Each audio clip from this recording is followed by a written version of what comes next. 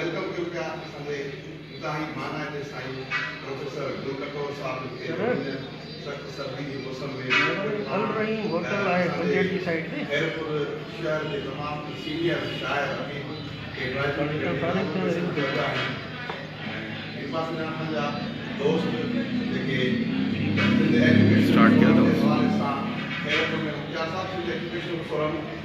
इंतहाई मुतहरिक अंदाज़ में सिंध के खैरपुर की तालीम के हवाले से किरदार अदा करने पिया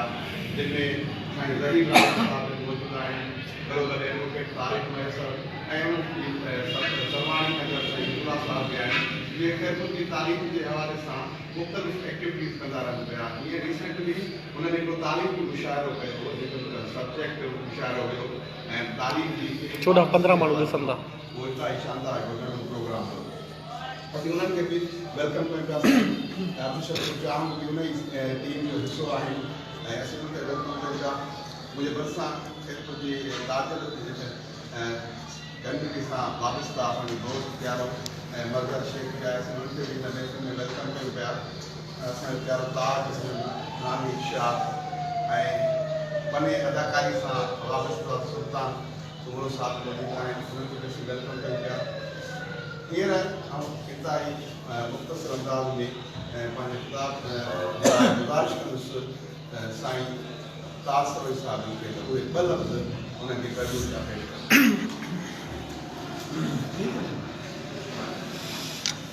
मोहब्बती मेड़े ॻोठ बदिजे हिकिड़ो मोहब्बती मेड़े ॻोठ बदिजे हिकिड़ो टिनी जे वेड़े पाणे जो बादशाह जीअं त अॼु असीं मीर सोमदार शहीद जी सालगिरह जे मौक़े ते सभु दोस्त इकट्ठा थिया आहिनि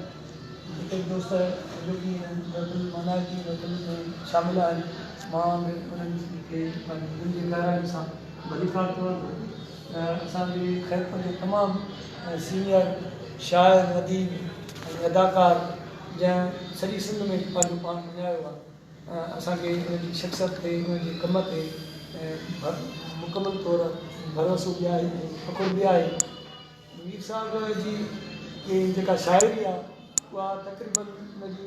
अंदरूनी कैफ़ियतुनि जी घटि तर्जुमानी कंदी आहे बल्कि उहे ॿाहिरि कैफ़ियतूं जेके बि आहिनि ख़ासि करे उनजी समाज ते तमामु गहरी नज़र रही आहे ऐं समाज में जेको वियो वापिरियो आहे उनखे उन पंहिंजे सुहिणे अंदाज़ सां शाइरी वारे कालम में उहे असांजे आगे पेश कयो आहे ऐं मुंहिंजे ख़्याल में उनजी उनखे पज़ीराई बि ओतिरी मिली आहे सॼी सिंध में उनखे जेतिरी वोट मिली आहे ऐं मुश्किल सां का माण्हू खे मिलंदी आहे ऐं वरी उहो माण्हू जंहिं मज़ार में पंहिंजो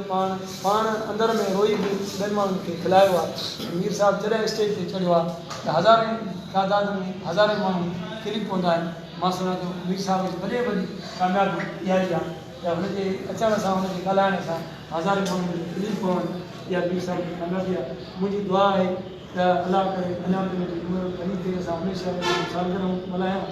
ऐं मीर साहिब खे आख़िरी लफ़्ज़ जाम टीहनि सालनि खां मीर साहिब खे मां ईअं कई सां तॾहिं ॾिठोमांसि उन खां पोइ वरी ऐं माशा अल्लाह अॼु जॾहिं काफ़ी सारी उमिरि थी वई नौजवान छोकिरो थो लॻे असांजी दुआ आहे मीर साहिब तमामु घणी महिरबानी भाउ ताज सरोज साहिब जी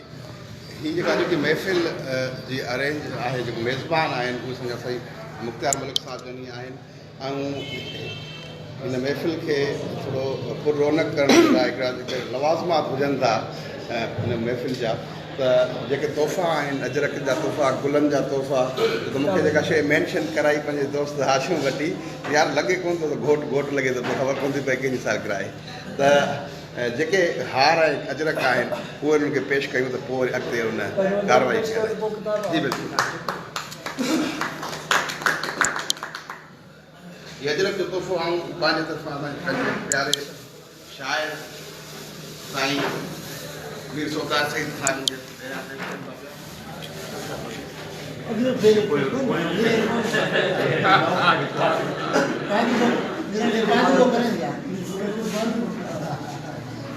महिरबानी महिरबानी साईं वीर सुल्तान साईं महिरबानी हींअर नौमी इर्शाद असांजो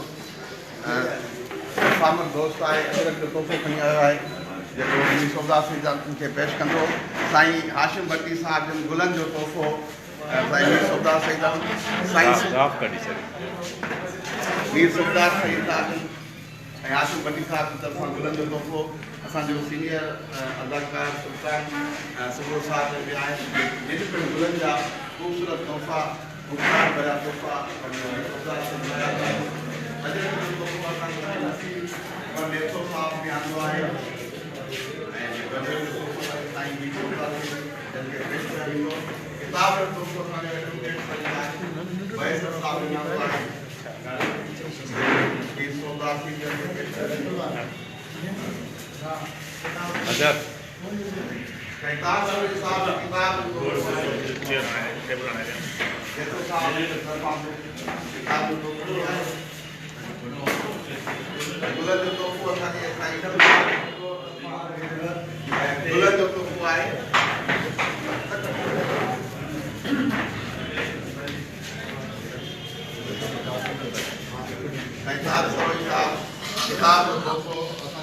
शायर वीर सौदा साईं जन खे पेश कंदो साईं प्रोफेसर ऐं गुल कटोर साहिब जन जे किताब जो तोहफ़ो आंदो आहे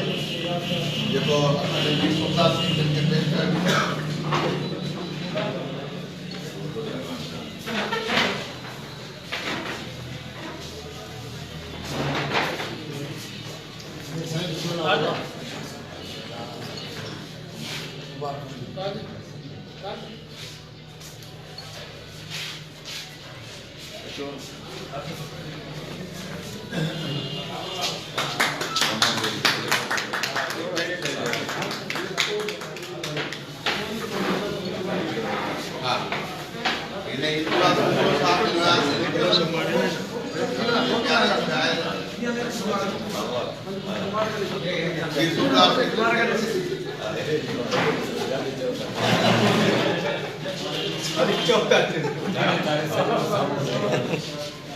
बर्थडे विश करण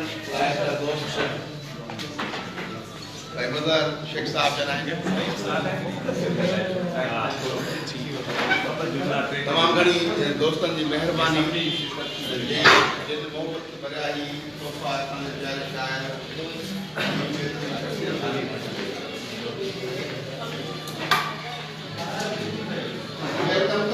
आवाज़ जे दोस्तनि खे जॉइन कयो आहे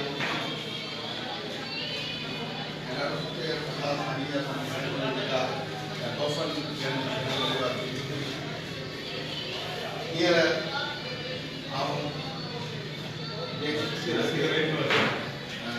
पंहिंजे ख़्यालनि जो वीचार करण लाइ गुज़ारिश कंदुसि उन सिंध जे इल्म जे फैलाव में किरदार अदा कयो साईं प्रोफेसर गुल कटोर साहिब जन खे गुज़ारिश कंदुसि त पंहिंजा वीचार शख़्सियत वीर सौदा साईं जे सर सभ खां पहिरीं मां साईं खे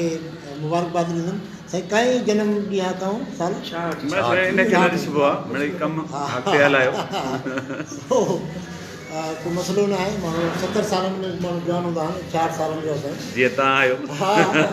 तकरीबन उहो आई हो पोइ मुबारकबाद बि ॾियां थो डाइस ते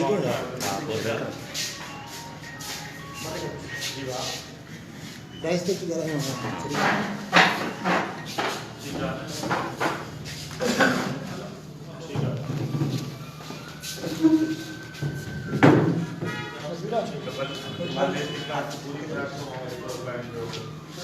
इनखे भेजो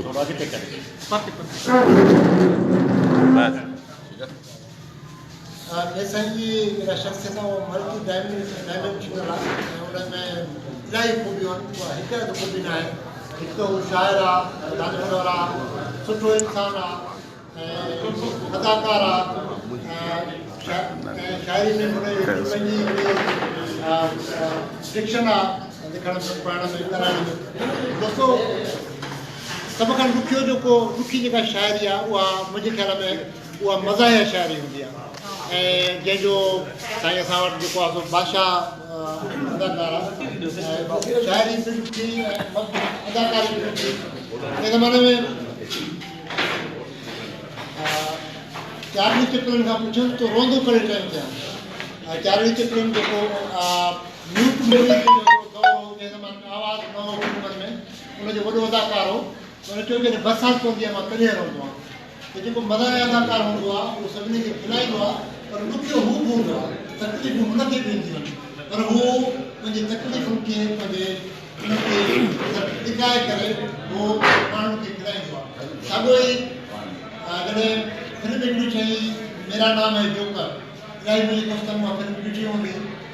जंहिंमें जॾहिं जोकर खे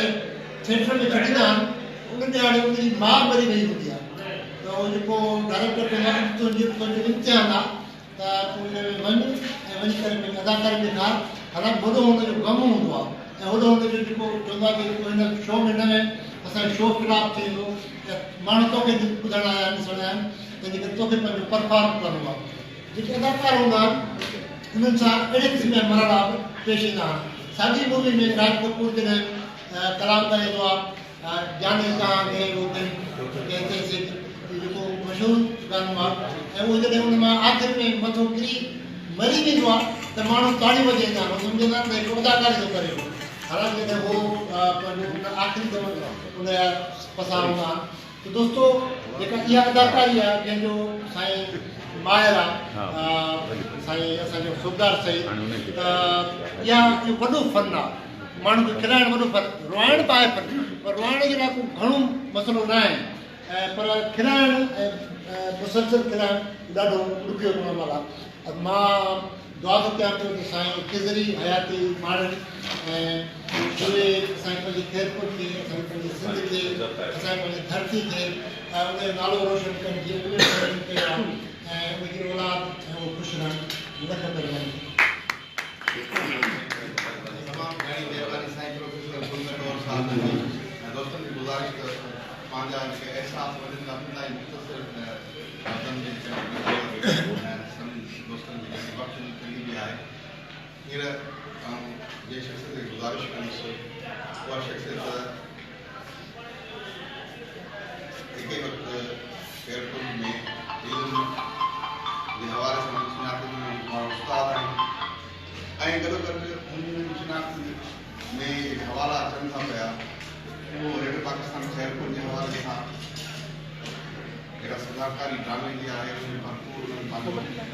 जोहर ॾेखारिया आहिनि ऐं ताज़ो बि ॾींहुं चैनलनि जो त केतिरा ई ड्रामा नशर थी रहिया आहिनि ऐं गुज़ारिश कंदुसि साईं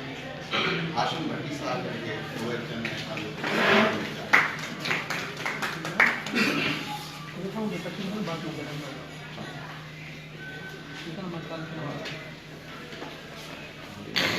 बिस्मिल्लाहिर्रहमानिर्रहीम सब खां पहिरियों मीर सुबदार साहब तव्हांजे सालगिरह मुबारक हुजे मुख्तार महल साहब लाइ पहिरियों मां लफ़्ज़ इहे चवनि त इज़त ॾेई करे इज़त वठणु इहे किन किन माण्हुनि में क्वालिटी हूंदी आहे मुख्तार साहब जी हमेशह इहा कोशिशि रही आहे पंहिंजे दोस्तनि खे प्रमोट कजे दोस्तनि खे अॻिते आणे उन लाइ तकलीफ़ूं रखजनि अॼुकल्ह जे हिन दौर में जिते माण्हुनि वटि टाइम कोन्हे नफ़सा नफ़सी जो दौर आहे पेड़ कढण जो दौर आहे उते दोस्तनि खे गॾु खणी हलण हिकु वॾो फन आहे जेको मुख्तार मलिक ॼाणे मां मुख्तार साहब जे तरफ़ां ऐलान बि थियल आहे मुख़्तसर हाणे मां एॾो 30 साल जेको मीर सोबदार सां गॾु रेडियो ते ज़िंदगी गुज़ारी आहे हवाल वाक़िया ऐं मुख्तार साहब सां बि असांजो उन ई दौर खां वठी ॻाल्हि आहे मां ॿिन्हिनि खे कोशिशि कंदुमि त गॾु गॾु खणी ऐं मुख़्तसर ॻाल्हि ते कंदो हलां त मीर सोबदार जा हूअं त घणेई रुख आहिनि ख़ूबियूं आहिनि रेडियो ते जॾहिं असां ड्रामो कंदा हुआसीं मज़र शेख मां मरहूम मज़र शेख मीर सोबदार त यकीन कयो ड्रामे जी रिकॉर्डिंग खां वधीक जेको असां उते पाण में जेकी मज़ाक कंदा हुआसीं स्टूडियो में उहा ॾाढी यादगार हूंदी हुई मीर सोबदार जे हिकिड़े ड्रामे में मूंखे यादि आहे त माइक खे हथ विझी वठण ॻाल्हाए पियो त इंजीनियर साहब चयो बाबा ही माइक ॾाढा हसास आहिनि सेंसिटिव आहिनि इहो आवाज़ु अचे थो इन करे मीर साहब हिन में हथ न विझो त मीर साहब थोरी देरि जे लाइ वरी ॻाल्हि विसरी पइजे वरी हथ पियो विझे माइक ॿ टे दफ़ा जॾहिं मुसलसल ईअं थियो त मरहूम मज़र शेख चयसि बाबा हे मीर आहे आदि आहे इहो हथ विझंदो छॾींदो कोन सो अहिड़े क़िस्म जा खोड़ वाकिया वरी अचो मुख़्तियार साहिब जे हवाले सां जीअं चयमि त गॾु खणी हलण जो फन इन हवाले सां रुगो मुख़्तसर तव्हां मैसेज कयो मुख़्तियार साहिब खे त फिल फोर भली उहो ॾुखियो वक़्तु हुजे कंहिं ते सुठो वक़्तु हुजे ग़मी ख़ुशी में फिल फोर पहुचण वारी शख़्सियत आहे इन जो हवालो मां ईअं ॾियां त कराची में जॾहिं जो छितो दौर हूंदो उते राति जो मूं मुख़्तियार साहिब खे फ़ोन कयो जॾहिं कराची में साईं स्टेशन डायरेक्टर हो मां चयो साईं सुभाणे मंझंदि जो मानी तव्हां वटि आहे मां कराची आयल मूंखे जीअं अखियुनि थिए राति इतफ़ाक़ या देरि सां को कराची में अहिड़ो वाक़ियो थी वियो जो ठीकु ठाक क़िस्म जी हड़ताल थी वई मां साईं खे फ़ोन कयो साईं मां मादरत सां ट्रैफिक वग़ैरह सभु बंदि आहे मां नथो अची सघां मूंखे चए तूं कहिड़ी जाइ ते आहे हिकिड़ी सख़्तु हड़ताल में बि सो मां चयो साईं मूंखे त इलाइक़नि जी ख़बर घटि पवंदी आहे सलाहुद्दीन शेख साहब मूंसां गॾु सलाहुद्दीन खां एड्रेस वग़ैरह साईं पुछी उन एॾी ख़तरनाक हड़ताल में मुरीद ॼामड़े सां साईं मोटरसाइकिल ते उते ऑन स्पॉट पहुची करे अहिड़े इलाइक़े में साईं मूंखे वठी हलियो जिते उहो सिंधी इलाइक़ो हो सॼो खुलियल हुयो उते असांखे उहा मंझंदि जी मानी जी जेकी साईं जी कमिटमेंट हुई उहा उते ठाहे इहा साईं जी क्वालिटी मां मीर सोतार खां वधीक मुखिया साहिब सां हिन करे थो ॻाल्हाइणु चाहियां अॼु बि यकीन कयो त 4 बजे सभ खां अॻु में सभ खां पहिरियों मुखिया साहिब फ़ोन कयो त मीर सोबदार जी सालगिरह आहे हासिल कीअं कयूं छा कयूं मां चयो जीअं तव्हांजो हुकुम हुजे ॿुधायां त ही प्रोग्राम हाणे त हिन मुख़्तसर टाइम में ॾिसो त हेॾा प्यारा दोस्त गॾु करणु ऐं वरी उन खां बाद में कार्ड ठाहे बाक़ाइदे दोस्तनि खे मोकिलणु इहा मुखिया साहिब जी क्वालिटी सादगीअ में अहिड़ो मैसेज कयो मां साईं सफदर भट्टीअ जी मां गुज़ारे वई आहे राति जो 11 थियो साईं मुंहिंजे दर ते बीठो आहे उन खे हाशिम भट्टी मां गुज़ारे वई मुखिया साहिब वटि मूं वटि जेको आहे मां हथ वेलजी कयां साईं पहिरियों कुल पढ़ंदा मूं हथ ॾियां मुंहिंजी मां इहा सफदर भट्टीअ जी मां साईं जी शख़्सियत जी तबियत माना ॿियो हिकिड़ो नंढड़ो वाक़ियो साईं मुखिया साहिब जे हवाले सां ॿुधाए मां पंहिंजी जॻह वठंदुसि छो जो ख़ुशी जो मौक़ो आहे चवण थोरो यादगार बढ़ाइण जे लाइ इहे नंढड़ा नंढड़ा वाक़िया तव्हां सां शेयर कया मुखिया साहिब जी अॻी घरवारी जॾहिं गुज़ारे वई उन्हनि ॾींहंनि में ई ताज़ो मुंहिंजो बाबा साईं गुज़ारे वियो जॾहिं साईं मूं वटि उज़ुर खाई लाइ आयो ताक़ में उज़ुर खाई खां पोइ कलाकनि जा कलाक साईं वेही रहियो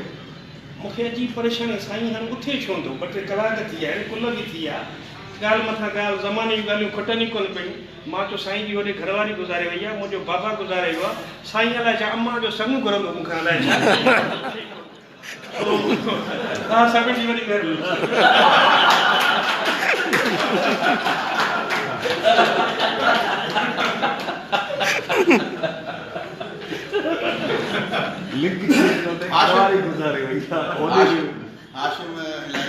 महिरबानी मज़ा आई आहे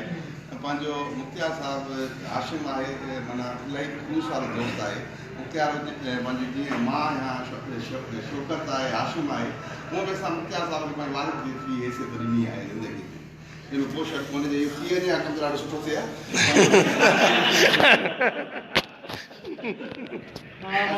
वेलकम कयूं पिया असांजे प्यारे दोस्त सिंधी ॿोली जे सोने कहाणीकार नाबनिगार साईं डॉक्टर एजाज़ समो साहिब खे हुननि असांखे जॉइन कयो आहे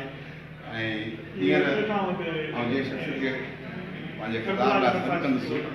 ख़ैरपुर सां वाबस्ता आहिनि संदन सुञाणप इल्मु अदब आहे ऐं उहा ॿी ॻाल्हि आहे त सिंध जे केतिरनि अदीबनि खे हुनजी शख़्सियत हुनजो लिखणु थोरो ॾाढो ॾुखियो ऐं नागवार बि लॻंदो आहे ऐं हक़ सच सां हू पंहिंजे ट्रैक ते ज़िंदगी गुज़ारे थो पियो गुज़ारिश थी साईं हिजबुल्ला आई सुमरो साहिब खे उहो अचनि मेरे ख़्याल बाबा असां बि आहियूं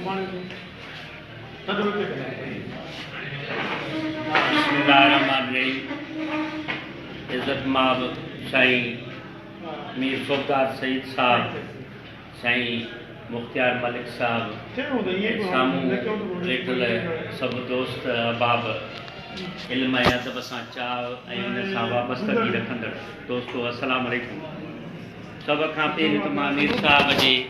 66 जनम ॾींहं ते ऐं मुबारक 66 भेरा पर 66 लख दफ़ा ॾींदुसि त अलाह कंदो इहा सिहत ऐं ताज़गीअ सां ज़िंदगी गुज़ारींदो रहे। मीर साहब जी लाइ ॾाढियूं पण तव्हांखे माना आईने खे असां सिज खे आईनो ॾेखारण जे बराबरि आहे, छो त तव्हां दोस्त सभु हुन खां वाक़ुफ़ु आहे। पर सिंध जो माना हर बचो हीउ हिकिड़ो अवामी किरदारु हाणे असां वटि बणिजी चुको आहे। असां ॿुधो आहे वताए फ़क़ीर, असां ॿुधो आहे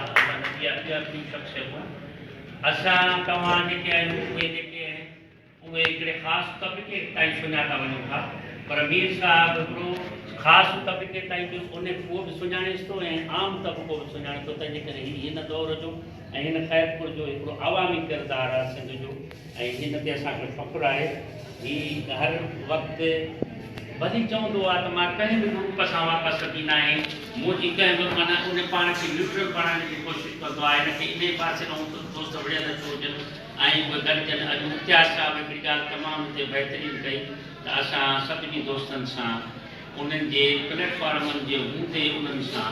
सुठे नमूने सां वेहणु चाहियूं था। वेहिजे पर हिक ॿिए सां इख़्तिलाफ़ु कजे, हिक ॿिए सां गॾु वेहिजे, हिक ॿिए खे जेकॾहिं घुरायूं त असां हिक ॿिए खे पंहिंजो मक़ाम सम्झो। मां हिकिड़ी जाइ ते चोथों ॾींहुं राणीपुर हिकिड़ी बुक हिकिड़े किताब जी महूरत हुई, उन में चयो त असां हिक ॿिए खे पंहिंजो उन जी हैसियत नथा मञूं, इन जे करे असांजे दिलनि में कीना ऐं उहो जेके आहिनि असांजे उन में कदुरतूं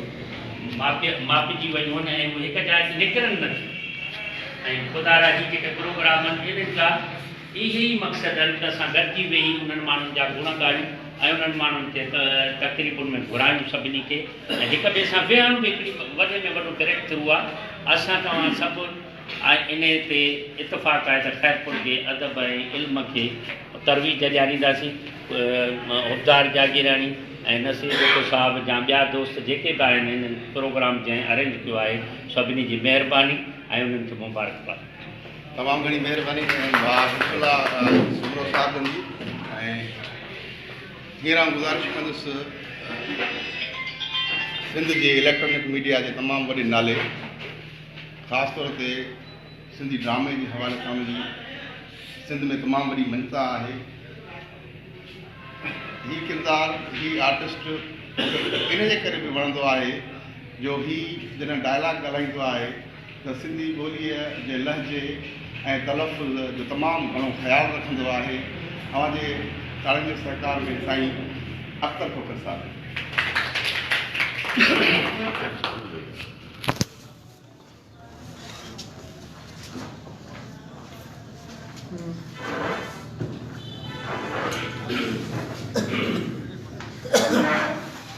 बड़ी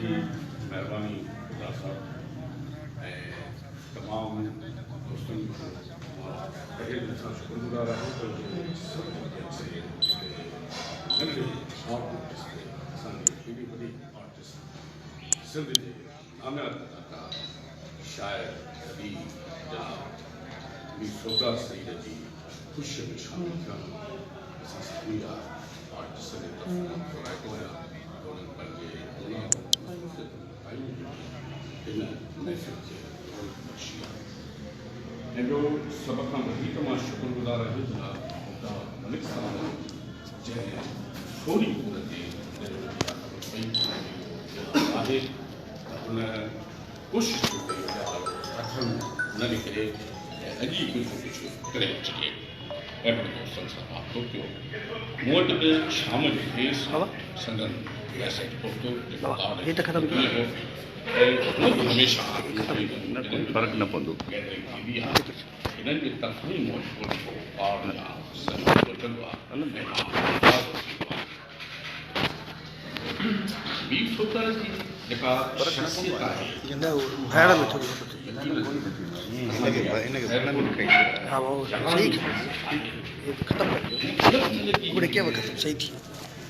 तौर तरीक़े जो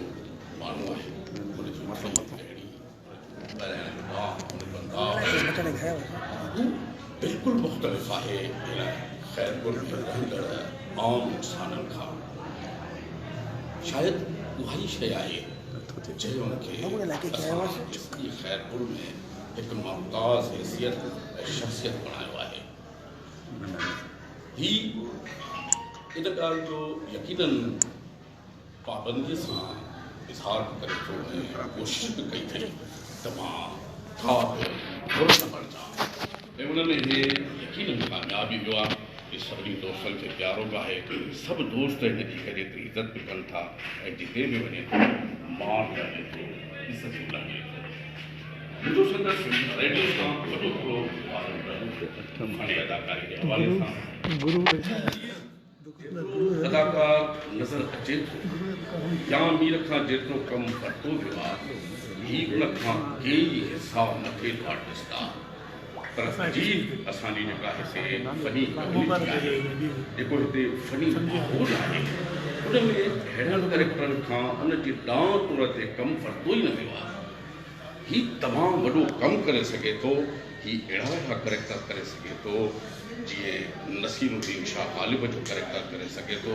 या को ॿियो इनफरादी कैरेक्टर करे सघे थो। त मीर ते अगरि उहो वज़न और के सुठा डायरेक्टर मिलनि, सुठा प्रोड्यूसर मिलनि त मीर असांजे करे सघे तमामु वॾो कैरेक्टर आहे। ऐं उन खां पोइ हिन जेको पंहिंजे लाइ अलॻि हिकिड़ो दुनिया पसंदि कई आहे मज़ाह में हिन जेको पंहिंजो नालो कमायो आहे उहो त मां सम्झां थो शायदि ई हिकिड़ो एक्टर हुजे सिंध में मज़ाह में हिकिड़ो मक़बूल हुजे, छो त हिन जी मज़ाह जेका आहे उहा वॾी वाली वारी आहे ऐं हिकु अहिड़े अंदाज़ सां पेश करण जो ॾांहुं आहे मज़ाह जो त उन में न सिर्फ़ु जेके आहिनि से मर्द पर लेडीज़ बि मौजूदु आहिनि ऐं इलाही वॾनि वॾनि महफ़िलुनि में हिनखे जेके आहिनि से शिदत जे अंदाज़ सां दाद मिलनि था।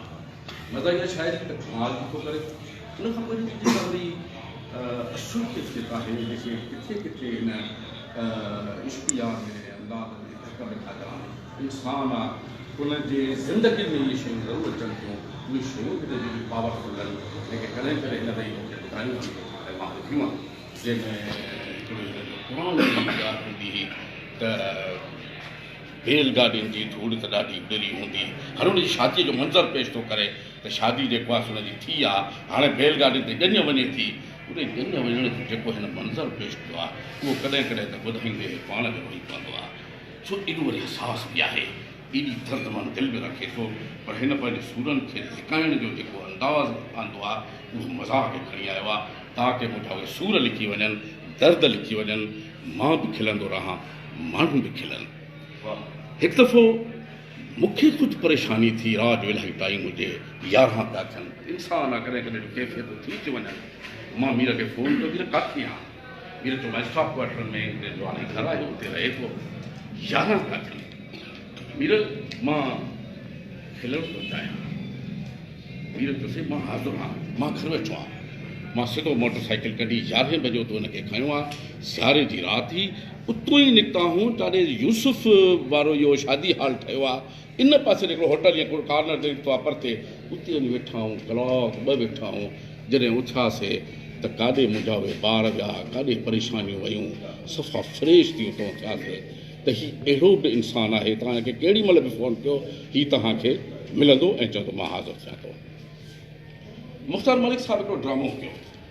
जंहिंमें हिकिड़ा बि अजीब कैरेक्टर आहे जेके असां सम्झी न पए सघियासीं। हुन असांखे सम्झाया त असुल आहे छा। उन में मुंहिंजो बादशाह जो कैरेक्टर हो, उन में हिकिड़ा वज़ीरनि जा कैरेक्टर आहे। हिकिड़ो हलो माण्हू जेको बादशाह खे सुठी सलाह कोन्हे, हिकिड़ो ख़राबु जेको बादशाह खे ग़लति पासे ते वठी हले। उन्हनि जेको मीर साहिब जो कैरेक्टर हो उहो इहो हो त हीउ हिनखे ग़लति सलाह ग़लति पासे ते वठी वञे, हिकिड़ो सही। हाणे उहे एक्चुअल कैरेक्टर न हा। मुख़्तियार साहब ॿुधायो त हीउ उहे से शैतानी ताक़तूं आहिनि जेके हुनखे ज़हनी तौर ते बर्ग थियलु आहिनि। हीउ कैरेक्टर आहिनि न, हीउ बादशाह जी सोच आहे। हाणे इन मंज़िल ते त असां पहुची न पई सघियासीं, असांखे सम्झायूं ईअं थींदो। हाणे उहो जेको कैरेक्टर हो जेको ग़लति बादशाह खे ज़हनी सलाह सभु शैतानी किरदारु, उहो शैतानी किरदारु जॾहिं अदा कयो पीर साहिब, जॾहिं ॿुधोसीं त असांजो पीर ॾिसी वियो ईअं थो लॻे शैतान। इहा ही परफॉर्मेंस जी परफॉर्मेंस जी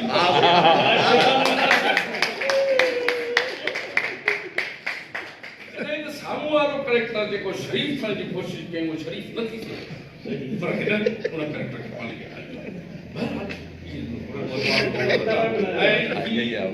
हयाती ॾे तमामु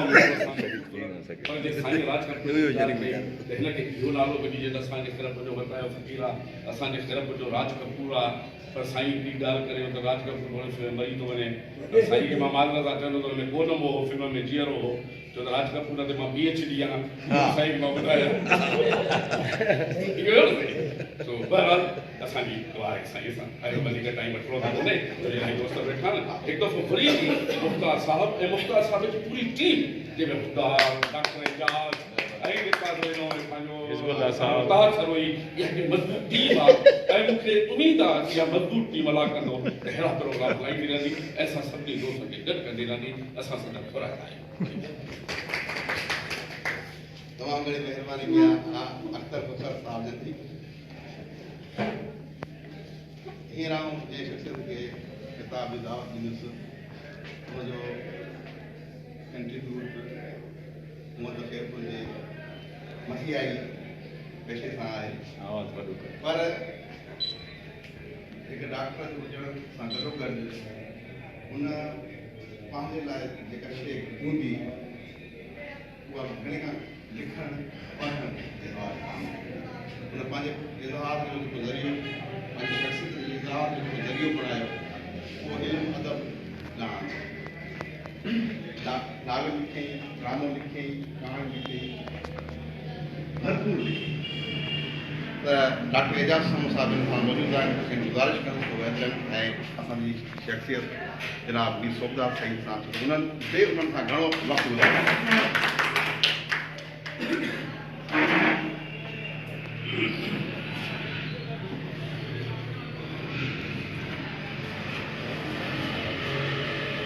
जेको दर्द नथो सम्झे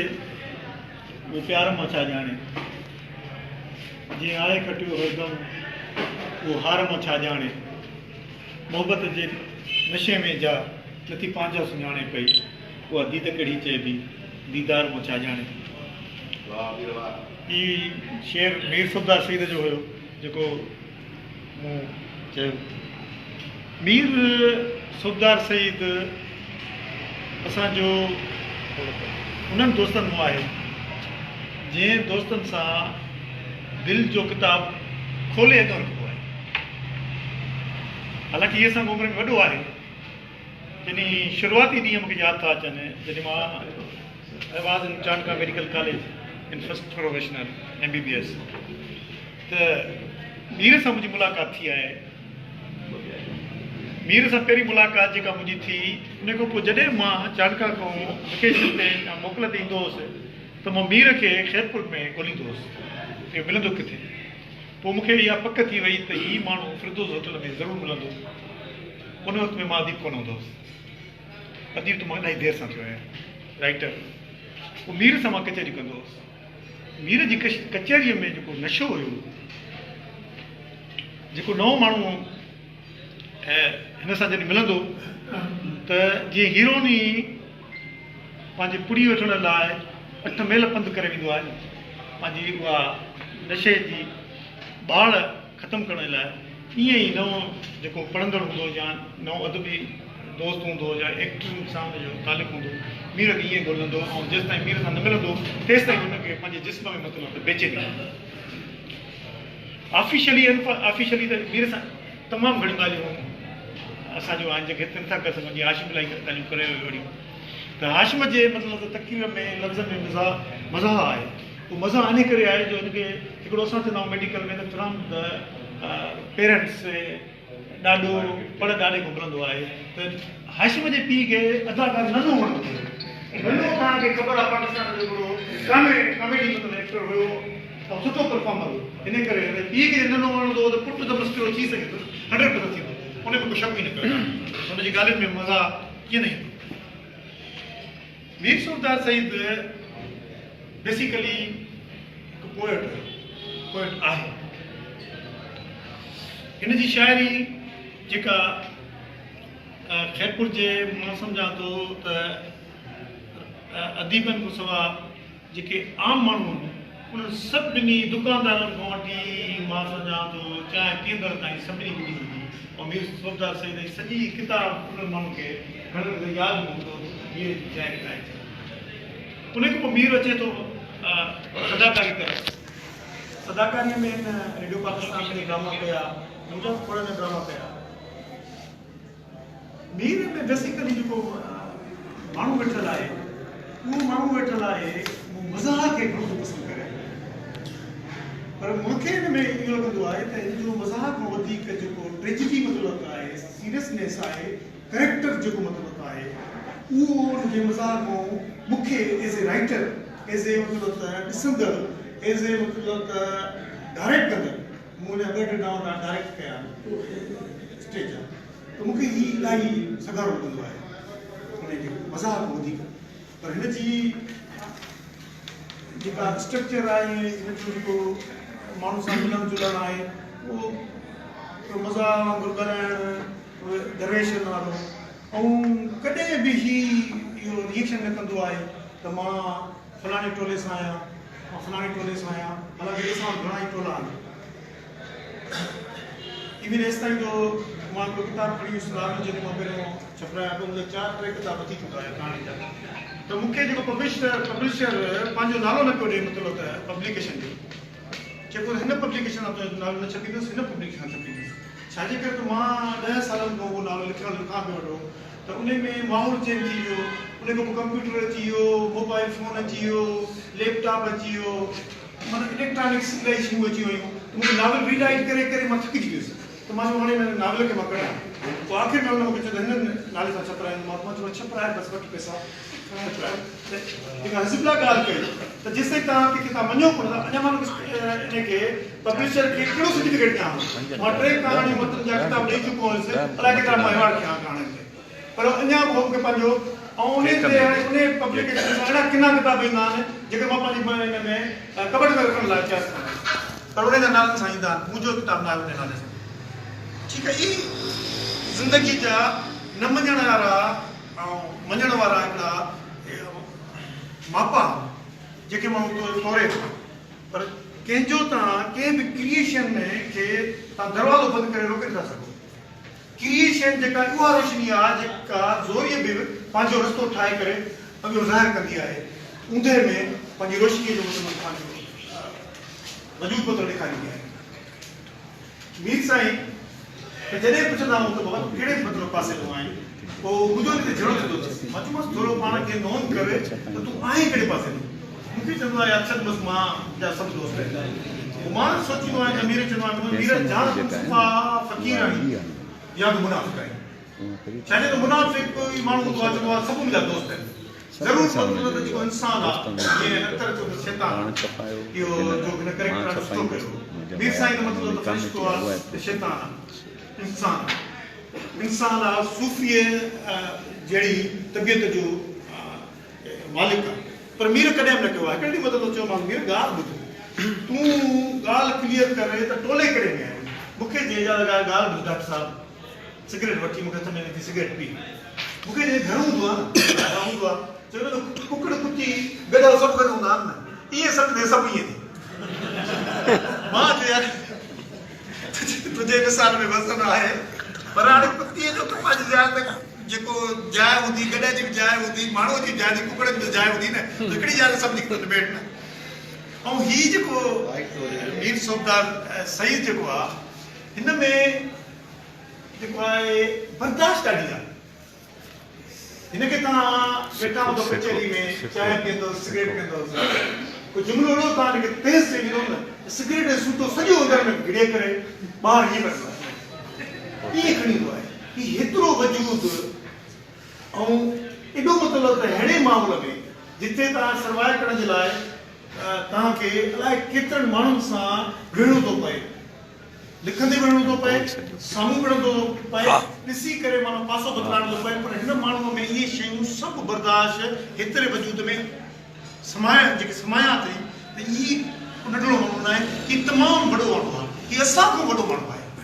असां मतिलबु त किथे किथे रिएक्शन कढी वेंदा आहियूं, हीउ माण्हू रिएक्शन बि कढंदो आहे, उहो पी वेंदो आहे रिएक्शन, उहो कंहिं कॾहिं मतिलबु त सूटे जे हुन में, कॾहिं अकेला जे मतिलबु त मंज़र में, कॾहिं चांहि जे कप थधे में ढुक पी करे उनखे गीजे बि वेंदो आहे, गीते ई वेंदो आहे। वीर सूरदास सईद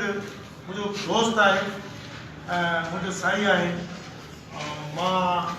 चाहींदुसि त हीअ ड्रामनि में जे करेक्टर्स करे सीरियस करे हुनजो हिकिड़ो प्ले स्टेज डायरेक्ट कयो हुयो, ॾाढो सुठो प्ले मां हिनजो डायरेक्ट कयो हुयो। त मां चाहींदो आहियां त हिन मज़ा मां ठीकु आहे, ज़िंदगी जो असुल आहे, मज़ा ॾाढा माण्हू ज़िंदगीअ में दुख ॾिसे थो, ऐं असां ख़ुशियुनि खे सेलिब्रेट न कंदा आहियूं, कंदा आहियूं। ऐं अॼु जेका हीअ ख़ुशी सेलिब्रेट कई आहे दोस्तनि मुख़्तियार मलिक जे मतिलबु मदद सां, उनजे ख़्वाहिश सां, मूंखे ॾाढी ख़ुशी थी आहे। अहिड़ा प्रोग्राम जॾहिं असां नवां नवां आदि थिया हुआसीं, कुंड में वेठा हूंदा हुआसीं, सोचींदा हुआसीं त इहो वॾो अजीब ॻाल्हाए थो, केॾो सुठो ॻाल्हाए थो, उहे त मतिलबु त नवाज़ी हेॾा विया। हीअ बि केतिरे हाणे मतिलबु ॿ टे ॾींहं थिया, 2 महीना 3-4 महीना थिया पे शूट थियूं, मुख़्तियार सालगिरह थी, शोकत थी, हीअ थी, पहिरीं करे ॻाल्हाइण जे लाइ मां वरी उहो चवंदुसि त अहिड़ा माण्हू ॻाल्हाइण लाइ पूरी तकरीर न, हिकिड़ो पेपर न, हिकिड़ो जुमिलो न, सदियुनि जा हिकिड़ा करेक्टर जॾहिं माण्हू बीहे त उहो बसि न करे। इस ताईं वॾी महिरबानी अलाह साईं पीर साईं खे वॾी हयाती जो पंहिंजे बचनि सां ख़ुशि रहंदो। ऐं मूंखे इहा ख़ुशी थींदी आहे त हिन जो औलाद आहे उहा घणनि एक्टरनि जी ऐं फनकारनि जी औलाद वारनि में कयूं में हीरो में कयूं भॻ में कयूं, पर हिन जी औलाद जेका आहे उहा ॾाढी मतिलबु त एजुकेट अलहमदिल्ला ॾाढी पंहिंजी जाइ ते नौकरियुनि में ऐं पीउ जो ख़्यालु कंदा आहिनि। अॼुकल्ह जो बि औलाद पीउ खे मतिलबु छॾी थी बाबा मीटिंग में कोन थो अचे, सलाम कोन कंदा, पर हीअ पीउ जा ॾींहं में बहुत तमामु थैंक यू। तमामु महिरबानी डॉक्टर एजाज़ साहब, बिल्कुलु ई आहे वीर साहब जी औलाद जेका आहे ॾाढी साले आहे ऐं पंहिंजे एजुकेशन सां ॾाढी संजीदा आहे। हिन में कमाल भाॼाई जो आहे, वीर साहब त राम खे कढंदो आहे। हींअर महफ़िल जे मोर ॿुधिजे उनजी शाइरी, उनजी ज़िंदगी जा लाहा चाढ़ा ऐं अॼोके हिन प्रोग्राम ते हू कहिड़े एहसास जज़्बे सां ॾिसे थो पियो। तव्हांजे तारीफ़ में अॼोकी महफ़िल जो मोर वीर सूरदास साईं।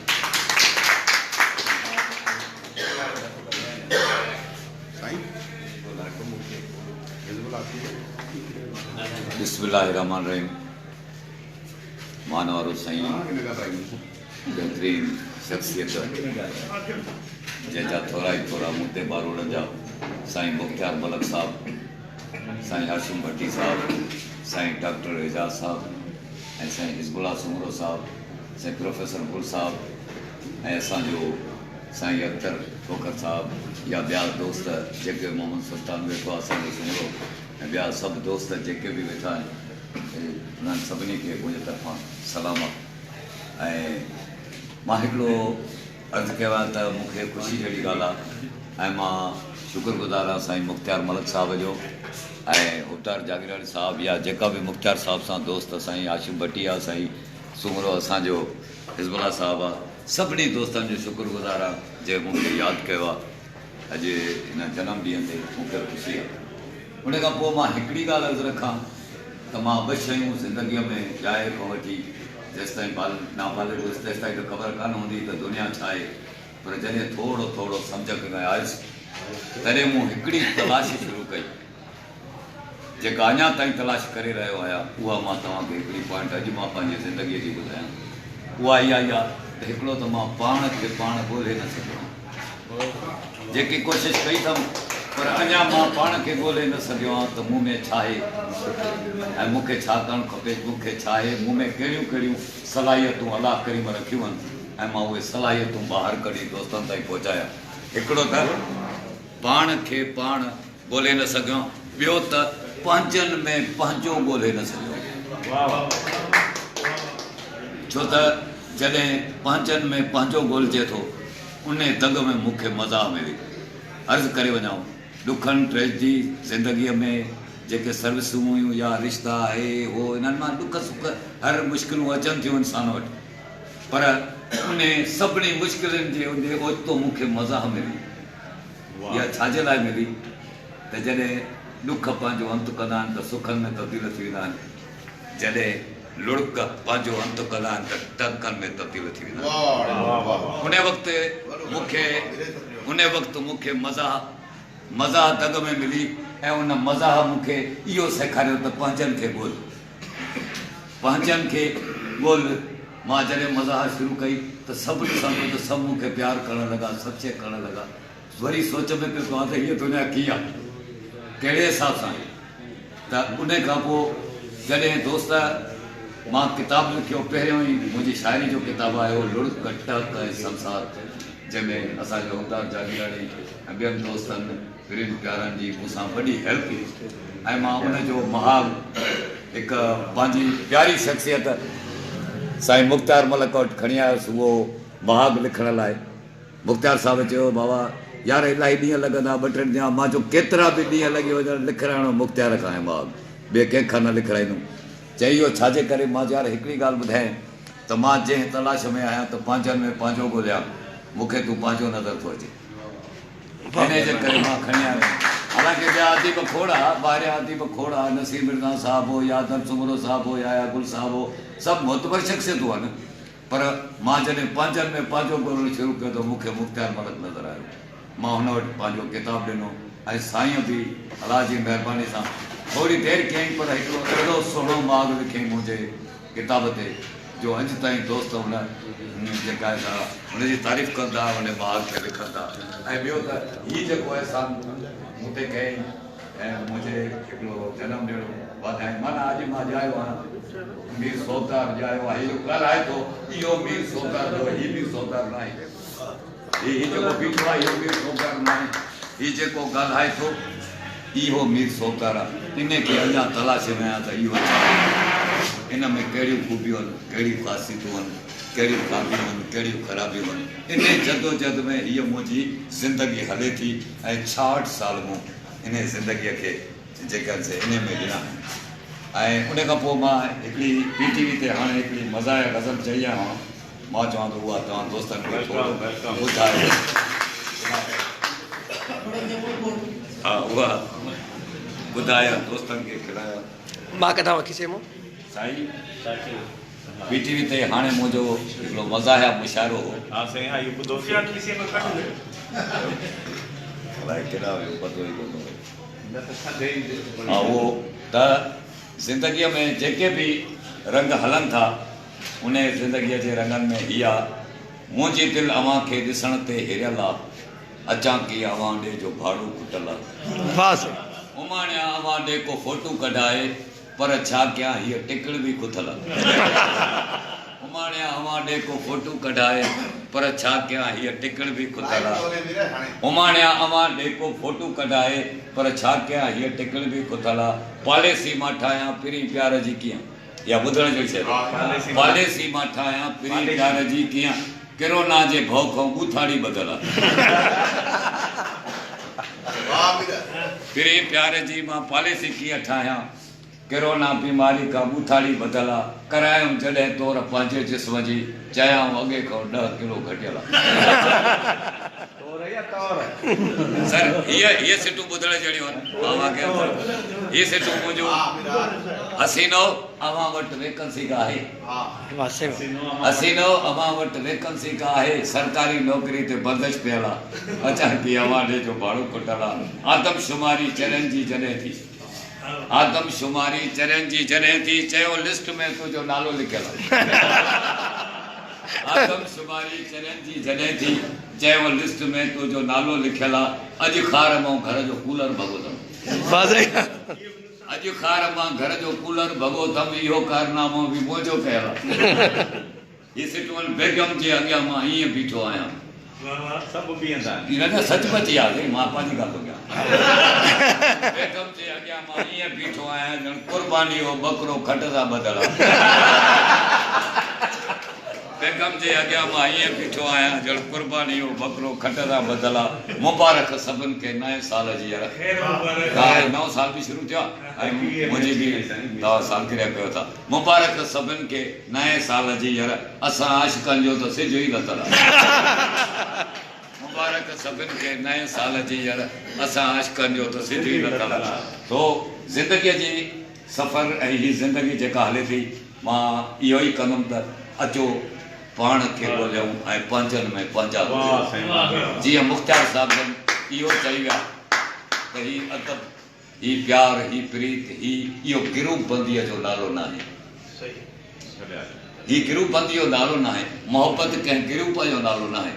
मोहबत कंहिं मज़हब जो नालो न आहे। जीअं हुन चयो आहे पेट जो मज़हब मानी आहे, मानी जो को मज़हब कोन्हे। प्यार त आहे, प्यार सभिनि लाइ, प्यार जो कोई मज़हब कोन्हे। त हीअ असांजो अदब आहे। हिन में तव्हांजी ज़ात पात या मज़हब हिन में को फ़र्क़ु न आहे। मुख़्तियार साहिब इहा ई अगड़ आहे जेका तव्हां ॻाल्हि कई, हाशिम भट्टी साहिब बि ॻाल्हि कई, दोस्त बि ॻाल्हि कई। मुख़्तियार मलिक साहिब इहो चाहे थो अचो गॾिजूं, अचो टहकजूं, अचो प्यार ॾियूं, अचो अहिड़ियूं महफ़िलूं रचायूं, अचो दोस्तनि खे यादि कयूं। इहा ज़िंदगी आहे, इहा ज़िंदगी आहे। ऐं मां त इहो ई चवंदुसि त जॾहिं असां पंहिंजनि में पंहिंजा ॻोल्हींदासीं तॾहिं ख़ुदा गवाहे असांजी ख़ैरपुर अलाए किथे पुॼंदी। ऐं असांजी ख़ैरपुर में यकीन पुछो असांजी ख़ैरपुर में बहितरीनु टैलेंट आहिनि, बहितरीनु अदब आहे, बहितरीनु शाइरी आहे, बहितरीनु लाइब्रेरियूं आहिनि, बहितरीनु यूनिवर्सिटियूं आहिनि। छा न आहे असां वटि ख़ैरपुर में? पोइ असां मायूस छो आहियूं यार? हाणे मां आहियां जीअं अख्तर खोखर साहिबु आहे, तव्हां हाशिम भट्टी साहिबु आहे, या मुख़्तियार मलिक साहिबु आहे, या डॉक्टर एजाज़ साहिबु आहे। जॾहिं हिन जो किताबु छपिजे थो किथां जो आहे? ख़ैरपुर जो। मुख़्तियार मलिक साहिबु डायरेक्टर जे उहिदनि ते अची विया। हेॾा सम्झो त प्रोड्यूसरी में असांखे ड्रामा सेखारियूं, ड्रामा कयूं, असांजा सभु शइ सेखारियो हुयो। किथां जो आहे? साईं ख़ैरपुर जो आहे। साईं हाशिम भट्टी किथां जो आहे? ख़ैरपुर जो आहे। साईं अख्तर खोखर साहिबु किथां जो आहे? ख़ैरपुर जो। त हीअ असांजी हिकिड़ी वॾाई आहे। अचो पाण में जॾहिं मिलूं ऐं असां प्यार में टहिकजूं ऐं प्यार भरियूं, मोहबतूं भरियूं, अचो वचन कयूं। हीअं आहे। कल्ह केरु हुयो, अॼु केरु पिरी, पोइ मन में छाजी मेर पिरी। कल्ह ॾाढो हुयो, अॼु काबू आहे, अची क़बरुनि जो ॾिस ढेर पिरी। हर को क़बरुनि में हलियो वेंदो, कुझु बि न आहे, पर रहणो ही नाम आहे, ही अदब, ही प्यार, ही मोहबत, ही प्रीत। तव्हांखे लख लख दोस्तनि जूं महिरबानियूं। मूं ग़रीब खे यादि कयो यार, मां यकीन मुंहिंजो ख़ुदा गवाहे अॼु मां ख़ुशी में अखियुनि में पाणी अची वियो आहे। तव्हां जे दोस्तनि जी इहा ख़ुशी आहे त मूंखे दोस्तनि जेका ख़ुशी ॾिनी आहे एतिरी कंहिं न ॾिनी। हिकिड़ी मज़ा महिरबानी मुख़्तियार साहिब जूं। हिकिड़ी मज़ा हिकिड़ो तारनि वारो फोन जी जॻह तार खाई वियो। मां शराफ़त में मार खाईसि, मां इलेक्शन में हार खाईसि। फोन ते बेगम ॾिनियूं घणे गारियूं, चिड़ में फोन ई तार खाई। मुख़्तियार कई सोननि मोह मटियो त छितो थी पियुसि, सोननि मोह मटियो त छितो थी पियुसि, मथो व्याजिन चटियो त छितो थी पियुसि। तुंहिंजी सालगिरह जो मुंहिंजी मिठी केक चमचन कटियो त छितो थी पियुसि। त बाबा खे गुज़ारिश कयां हिकिड़ी ॿी पीस आहे, चाहे आहे चाह कोन्हे को, चाहे आहे चाह कोन्हे को, झेड़ो आहे ठाह कोन्हे को, ज़ाल जूं कयां थो फरमाशूं पूरियूं, जीअरो आहियां मुख़्तियार साहिब साह कोन्हे। शिकिल मुंहिंजी खे ॾिसी शैतान चयो तो जहिड़ो ॿियो भाउ कोन्हे। ॻाल्हि सही कई यारो मुंहिंजी टिकण खुसी वई आहे, ॾिसो था सभई यारो मुंहिंजी टिकण खुसी वई आहे, घणो ई ढक में उहा लिकी ॾिसी वई आहे। रिश्वत जे पैसनि मां ठारायमि जेके कपिड़ा कमीज़ साबित आहे सुथणो सिखी। तव्हां दोस्तनि जूं लख लख महिरबानी। मुख़्तियार साहिब जा कुर्ब साईं उबतार जागीराणी ऐं असांजा पिरी प्यारा जिन महिरबानियूं कयूं सभिनी खे, सभिनी जा थोरा थोरा एतिरा थोरा जो मां लाहे न सघंदो। बसि मां बि तव्हांखे दुआऊं कयां थो, तव्हां बि बचनि सां सदाई आबाद हूंदव। ऐं हुन सां गॾु मुंहिंजी हिकिड़ी थोरी आदत आहे, मां हिकिड़ी दुआ घुरंदो आहियां, जेकॾहिं चओ त मां उहा घुरां। बिस्मिल्लाह रहमान रहीम। हे अल्लाह, जीअं अवां हज़रत यूनुस अलैहिस्सलाम खे पछी जे पेट में महफ़ूज़ रखियो। हे अल्लाह, जीअं तव्हां हज़रत मूसा अलैहिस्सलाम खे जादूगरनि खां महफ़ूज़ रखियो। हे अल्लाह, जीअं अवां हज़रत ईसा अलैहिस्सलाम खे सलेब ते महफ़ूज़ रखियो। हे अल्लाह, जीअं अवां हज़रत इब्राहिम अलैहिस्सलाम खे बाहि में महफ़ूज़ रखियो। ए अल्लाह जियां हज़रत इस्माइल अलैहिस्सलाम के ज़िब्ह वक्त महफूज़ रखियो, ए अल्लाह जियां तव्हां हज़रत यूसुफ अलैहिस्सलाम के ख़ूह में महफूज़ रखो, सदके मोहम्मद आले मोहम्मद जे असांजे हिन सभिनी दोस्तनि खे पंहिंजी हिफ़ाज़त में रखो ऐं हिननि जे बचनि सां सभिनी खे आबाद कर, असांखे पाण में मोहबत हुजे, असांखे पाण में प्यार, इहे लख कुर्ब लख थोरा सजणनि जा मुख़्तलिफ़ जा सभिनी जा महिरबानी करो।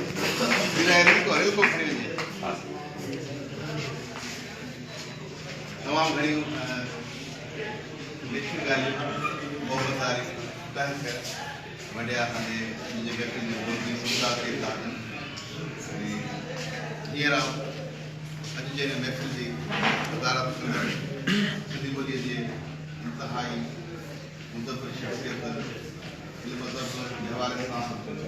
50 सालनि खां हुन मुस्तक़िल अदबी तहरीकुनि जो हिसो रहिया आहिनि। खैरपुर में मौजूदा अदबी हवाले सां अगर ॾिसूं था साईं मुख्तियार मलिक साहब जी शख़्सियत हिकु इल्मी अदबी शख़्सियत आहे जंहिंखे न सिर्फ़ु सिंध पर पाकिस्तान में मञता हासिल आहे। तव्हांजे ॾाढे जे सरकार में गुज़ारिश कंदुसि साईं मुख्तियार मलिक साहब खे डाइस ते अचनि।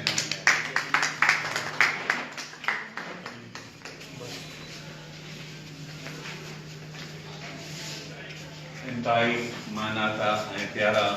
यूसुफदार सईद ऐं उन खां सवाइ हिन महफ़िल में मौजूदु असांजा प्यारा दोस्त ऐं साथी डॉक्टर एजाज़ समूह अफ़ज़ल खोखर ऐं हिन प्रोग्राम में साथ निभाईंदड़ उबदार जागीरानी ताज सरोही, प्रोफेसर डॉक्टर गुल कटोर साहब ऐं शबीर अलियो साहब ऐं हिज़्बुल्लाह सुमूरो साहब, सुल्तान सुमूरो साहब, तारिक साहब ऐं उन खां सवाइ इरशाद नामी, असांजो प्यारो जंहिं सवेर ज़िक्र कयो हाशिम भट्टी साहब, ॿिया बि इलाही पोयों दोस्त आहिनि,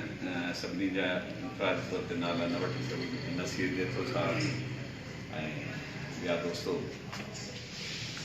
मां इंतहाई मशकूर आहियां अवां सभिनी जो मुख़्तसिर सॾ ते हिते अची साहिड़िया आहियो। मक़सदु इहो आहे त खैरपुर हुजे या सॼी सिंध जंहिंमें नयूं ऐं सुठियूं रिवायतूं उन्हनि खे क़ाइमु रखणु घुरिजे। जेके अरसे खां इहो असां महसूसु कयो आहे त उमूमी तौर ते खैरपुर ऐं ख़ासि तौर ते या उमूमी तौर ते सिंध में ख़ासि तौर ते खैरपुर में इहो असां महसूसु कयो आहे त असीं कणो कणो थी विकिरी रहिया आहियूं।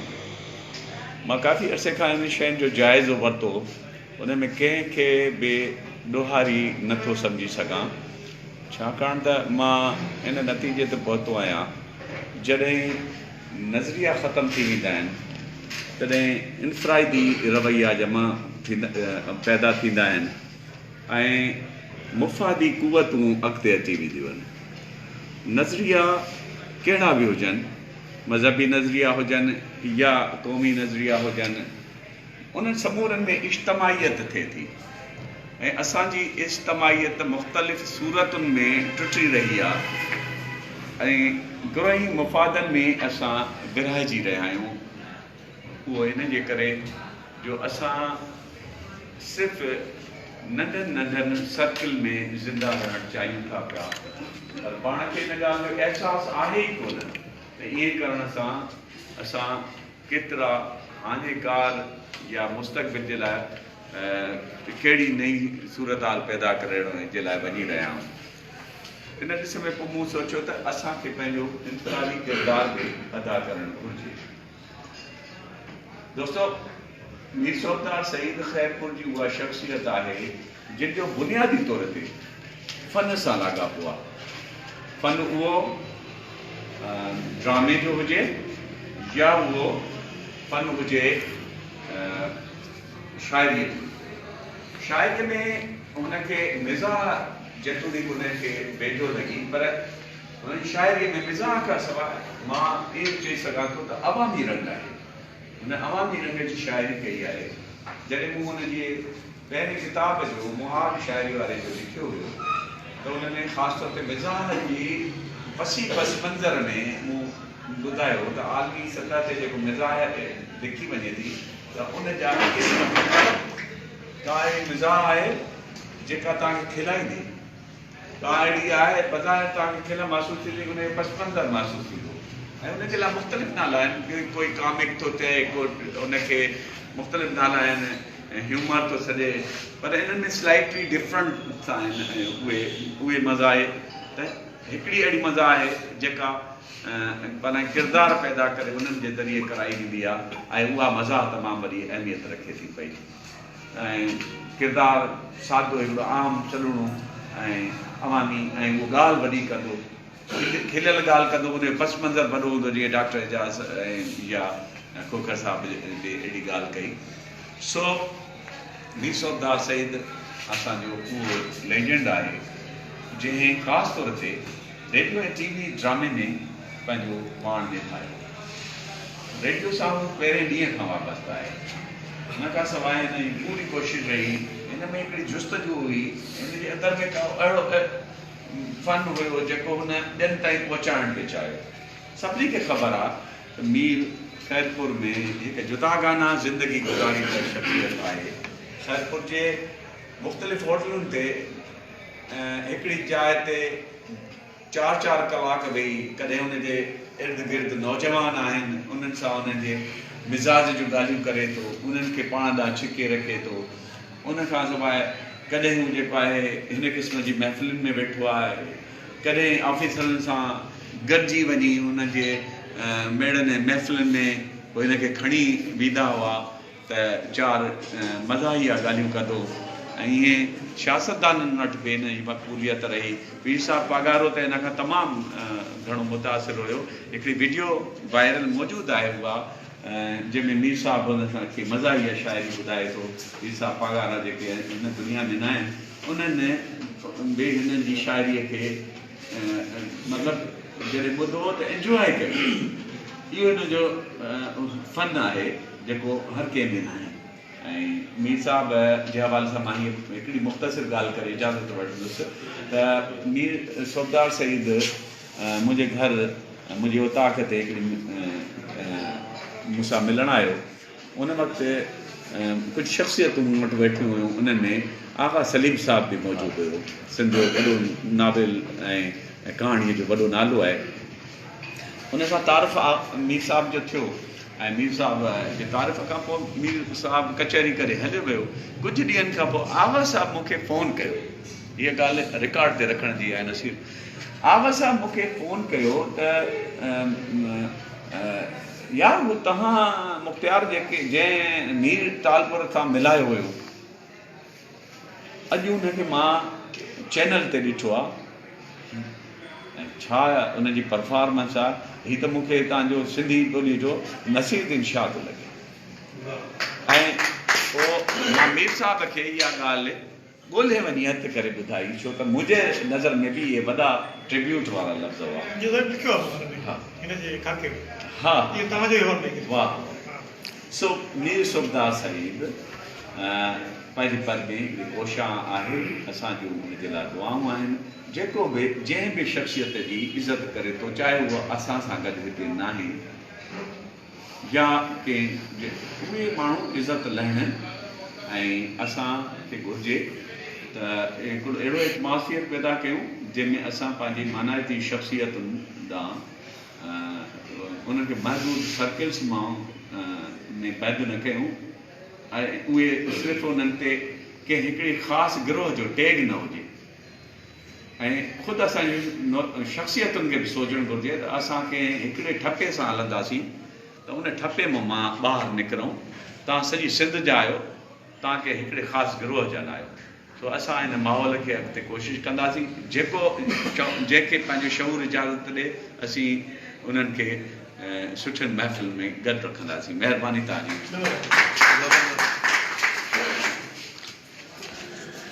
तमामु घणी महिरबानी।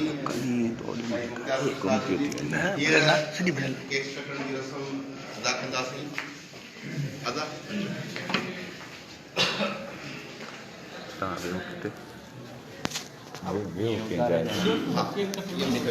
केक भेज दे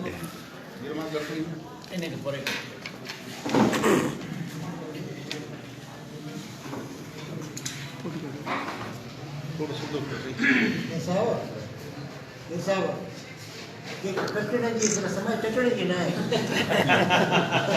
चाय चटनी तव्हां जेकॾहिं चटे वियो त असां बि विश कंदासीं अवश्य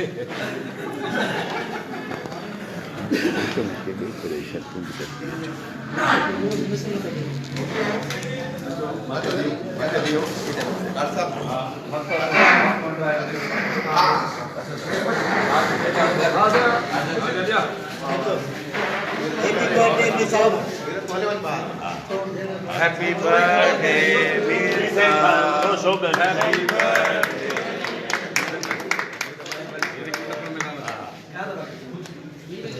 वाह वाह वाह वाह वाह कर लकी लकी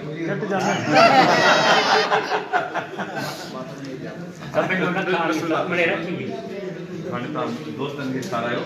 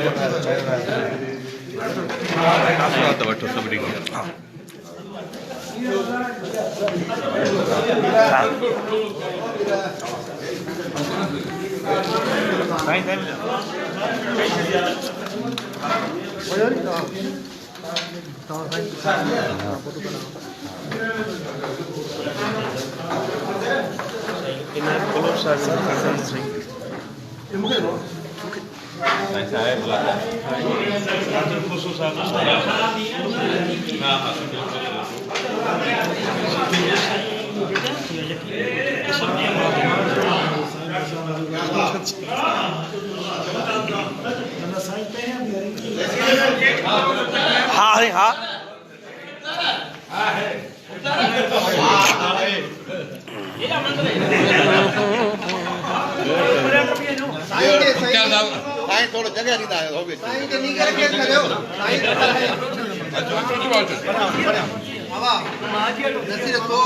हाँ हाँ चो चो चो अचो सारे हे वठो आसिम साहब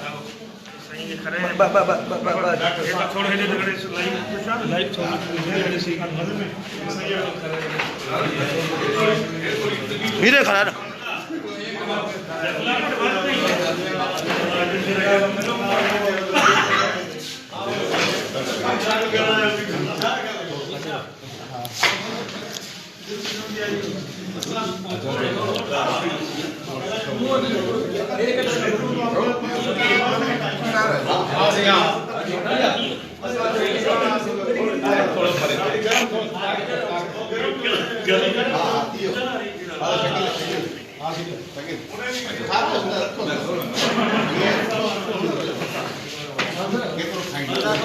मीसा भाई तो न खड़ा है बाबा okay okay Shakeel okay okay नहीं ओके थी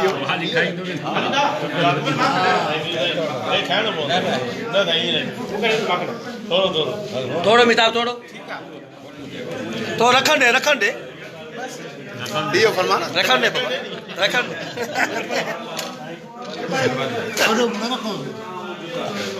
ओके ए ग्रुप में रखो था शकरो पो ये सपोर्ट ठीक है पांच ग्रुप आओ पान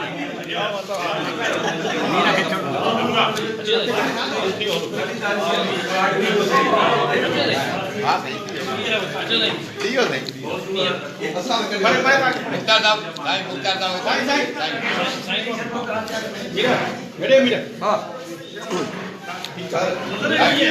ग्रुप फोड़ दियो हां दियो मां एहसान करियो आठ फोटो मुख्तार साहब saya itu dah bio lah suruh foto bio अच्छा सर तो इन्हें कुछ नहीं पता करो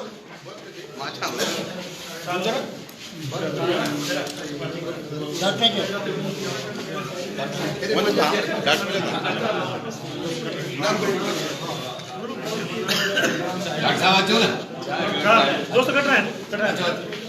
अच्छा डॉक्टर